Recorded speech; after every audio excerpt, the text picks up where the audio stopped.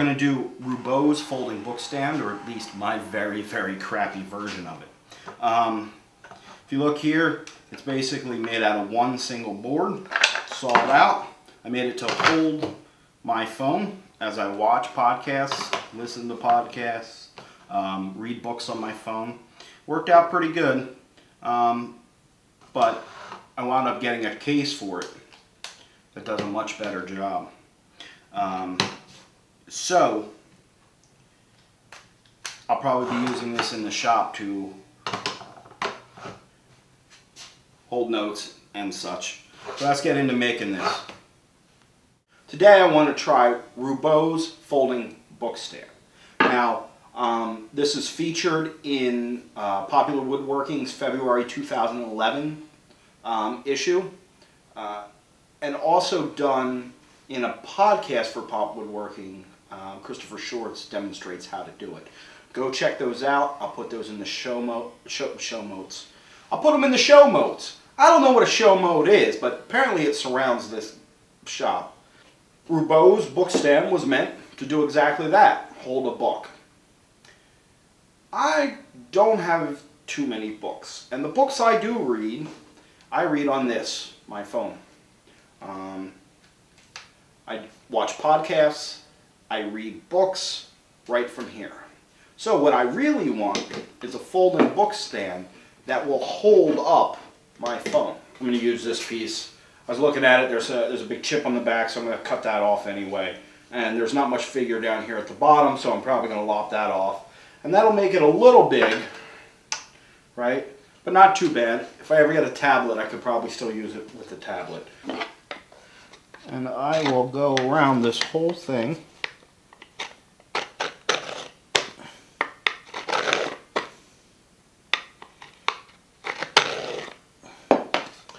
And split this doohickey in half with this. My combo square is a Swanson. I've had it for a couple of years. It served me well, but it's no longer accurate this way. So I ordered a Starrett. It is not here yet. So I will go ahead and make my first line.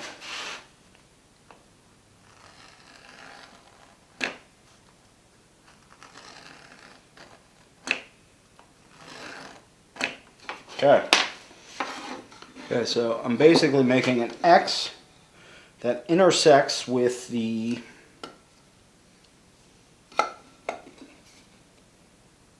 center line.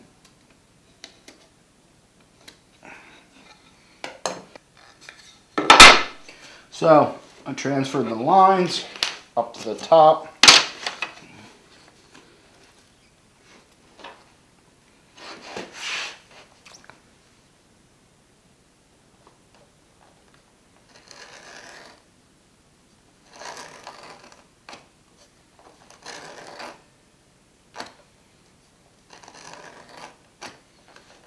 Right, and I'll do this other one. Now the reason I'm doing some with a knife and some with pencil is these will be nice. I'll be able to rest the chisel to clean those up. Right? So now transfer the lines here. Okay. So those lines are transferred. Okay, what I've noticed here is I did it wrong. It should look like this. It shouldn't be an X in the middle. It shouldn't cross that center line.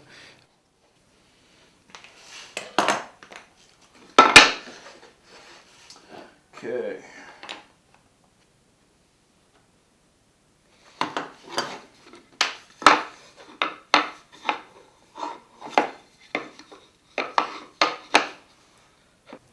Okay, so I'm just going to take a pencil and color these in here. And basically all I'm doing is I'm marking out which ones I'm going to remove the waste. Helps me keep everything straight. I'm going to do the same on the other side. I'm just going to go ahead and fill in these two. Now, so I'm going to lay a chisel in that knife line that I made there, and I'm going to start taking away and chiseling out the waste here. So I'm just going to lay that right in that line and make a top down. So I'm going to go ahead now and remove and take a little V-notch out of this. That V-notch is what's going to allow me to start removing this waste. So I took that little V-chip out, and I'm going to continue doing that. I'm going to continue going down and taking a larger V-cut and making this opening go deeper and make it go wider. And I'm basically aiming for a 45-degree angle here. Okay, I just changed my angle to help me chisel a little better. So if you can see here, what I'm basically doing is just going ahead and making this V-notch bigger. If my arm gets out of the way there. What a sexy elbow that is. Not really that sexy. So I just go ahead and keep chiseling this away. I'm going to make this deeper. I want to come down to the one point and cut out that little V-notch. As you can see how it's marked on the side, that's where I want to come and cut out that amount of space. Okay, so I cut the two outer ones. I want to mark a kind of depth in the inner ones because I can't really look in the side very well. So I will put this in.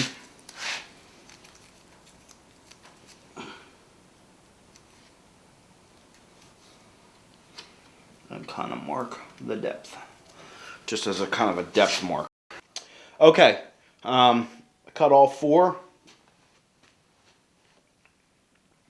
This one here is by far the best, and it's the last one I did.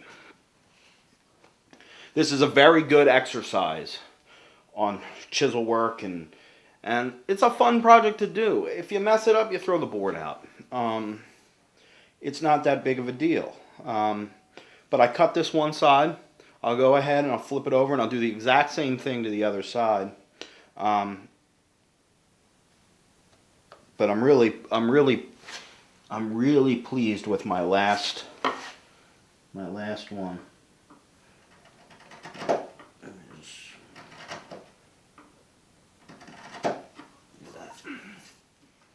That's by far the cleanest. And so that shows I'm making progress. And two, this one here is pretty good, which was the second one I did. It doesn't compare to this one. So you can see I'm making progress. And I also cut this one in probably half the time I cut this one. So I'm really starting to get it down and learn it. So basically what I'll do is I'll just unclamp this. I also put this clamp here just to kind of keep it from sliding. So I'll go ahead, flip it over, and I'll cut all those. So one of the things I found easier is these that cut on an angle this way are easier to do from this side, so I will be flipping and cutting that way. So, okay. I'll just keep going.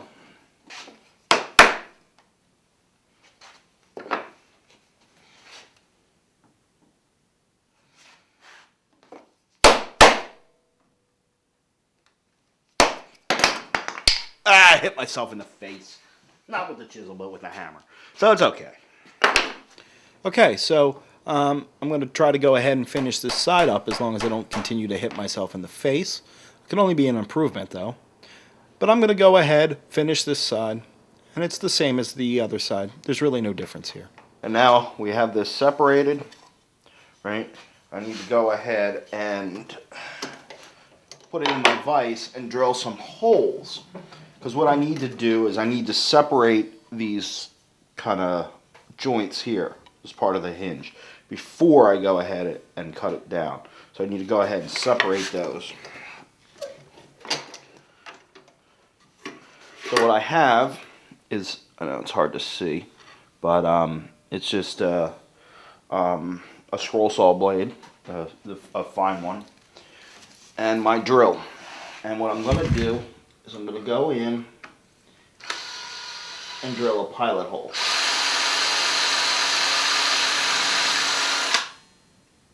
At each joint.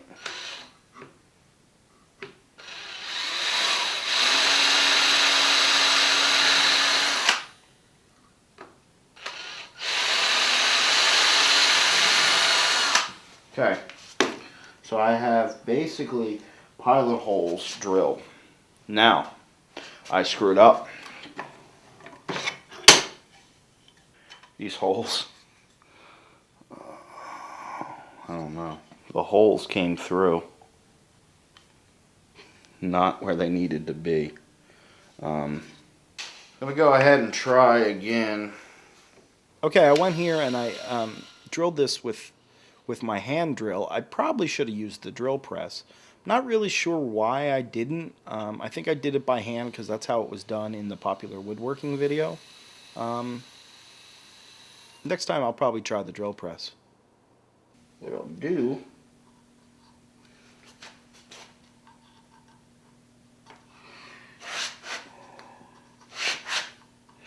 slip it into the hole.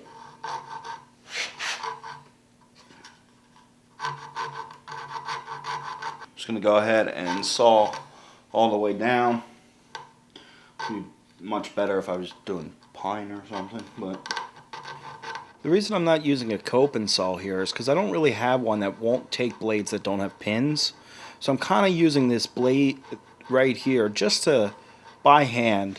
Maybe eventually I'll get a better saw. Switch to a bigger blade here just to speed the process along. It was taking too long. Okay, it's not pretty, but it's my first attempt, and it is an exercise, right? I'm doing this. It'll give me a book stand when I'm done, or that I could watch my podcasts and movies and stuff, and it's going to be used by me. But this is kind of a project where, you know, I really worked on my chisel skills, and that kind of stuff. So I'm using it as a learning process. If I screw it up, I got a weird looking book stand that probably will still function as a book stand. I'm okay with that. So I'm going to keep going, do the rest of these, and then we'll head over to the bandsaw where I'm going to cut these out. Okay, I went ahead, put the guard back on and stuff now that I'm done tweaking it. So I'm going to go ahead and give it a shot. I'm going to cut up to this line, right where the joint starts, the kind of knuckle joint. And I'll flip it over and do the other side. Let's go ahead and start. I'm doing this on the bandsaw, but traditionally this is done with a handsaw, which probably would produce a much cleaner cut than I'm getting here with my bandsaw.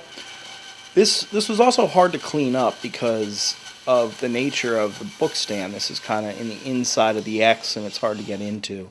Next time I'd probably try, if I had one, to cut it with a handsaw. Didn't track well at all.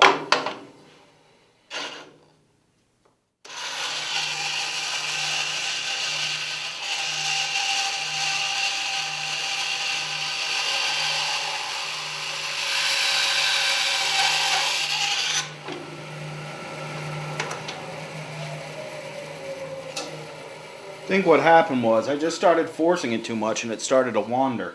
So when I go and do the other side, I am just going to go ahead and take my time with it.